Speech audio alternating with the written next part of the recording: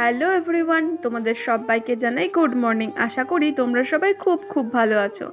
আজ অনেক দিন পর আবারও একটা মিনি ব্লগ নিয়ে চলে আসলাম। আসলে আমার কয়েকটা জিনিস নেওয়ার ছিল, তাই জন্য সকাল সকাল স্নান করে রেডি হয়ে চলে আসলাম। আর এই দোকানে আমার কিছু নেওয়ার ছিল। দেখো এই বাটিগুলো কতটা সুন্দর ছিল। তারপর আমি একটা দোকানে গেছিলাম সবুজ রঙের কাচের চুড়ি কিনতে। তবে এই সবুজ চুড়ি পরা নিয়ে এখন হচ্ছে নানা তর্ক বিতর্ক। বাঙালিরা নাকি নিজেদের ঐতিহ্য সংস্কৃতি বিসর্জন দিয়ে অন্যদের সংস্কৃতি আপন করে নিচ্ছে। আমি যতদূর জানি সবুজ রং মহাদেবের প্রিয় রং। এটা বিশ্বাস করা হয় সবুজ চুড়ি পরলে মহাদেব এবং মাতা পার্বতীর আশীর্বাদ প্রাপ্ত হয়। তাই যদি কেউ ভালোবেসে শ্রদ্ধা করে মন থেকে পড়তে চায় তাহলে সে পড়তেই পারে। তাতে নিশ্চয়ই আমাদের সংস্কৃতি হারিয়ে যাবে না। আসল কথা হচ্ছে এটাই, যার ভালো লাগবে সে পড়বে আর যার ভালো লাগবে না সে পড়বে না। তারপর চুড়ি নিয়ে পোড়ামাতলার ফেমাস ঘোল খেয়ে আমি চলে গেছিলাম বিশাল মেগা মার্টে। এসে ফার্স্টেই আমার চোখ যায় এই সাদা জামাটার ওপর। আর এই জামাটা আমার বেশ ভালো লাগছিল, তার জন্য আমি একটু দেখছিলাম। তবে দামটা একটু বেশিই ছিল, তার জন্য আর ওটা নেওয়া হয়নি।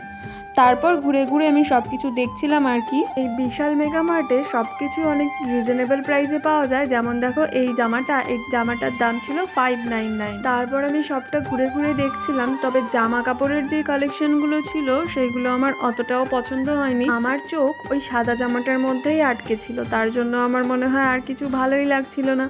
আর জুতোগুলো ছিল মোটামুটি, বাট প্রাইসটা একটু হাই আমার মনে হয়েছিল। তবে হ্যাঁ, আমাদের সংসারের নিত্য প্রয়োজনীয় যেই জিনিসগুলো লাগে সেগুলোর কালেকশন ছিল এখানে প্রচুর। আর সব কিছু ছিল খুব রিজনেবল প্রাইসে। যেমন ধরো কাপ প্লেট থেকে শুরু করে ডিনার সেট থেকে শুরু করে সমস্তটাই। আর দেখো এই প্লেটগুলোও না দেখতে ছিল ভারী সুন্দর। এমনকি বেশিরভাগ জিনিসের সঙ্গেই বাই ওয়ান গেট ওয়ান অফারগুলো ছিল। আর এই কলাপাতা প্লেটগুলো তো ভারী সুন্দর লাগছিল দেখতে। দাম ছিল 99 করে। তারপর আর কি ঘুরে ঘুরে সমস্ত জিনিস দেখে আমার যা যা প্রয়োজন ছিল সেগুলো আমি নিয়ে নিলাম। আর এখান থেকে আমি কি নিয়েছি সেটা পরের একটা ভিডিওতে তোমাদের সঙ্গে শেয়ার করব। তারপর আমি এখান থেকে বিলটা করিয়ে নিলাম আর এখান থেকে সোজা চলে গেলাম নবদ্বীপ ঘাটে। আসলে এই জায়গাটায় আসলে না অদ্ভুত একটা শান্তি লাগে। এখানে যদিও আমার কোনো কাজ ছিল না, আমি এমনিই এসে একটুখানি বসেছিলাম।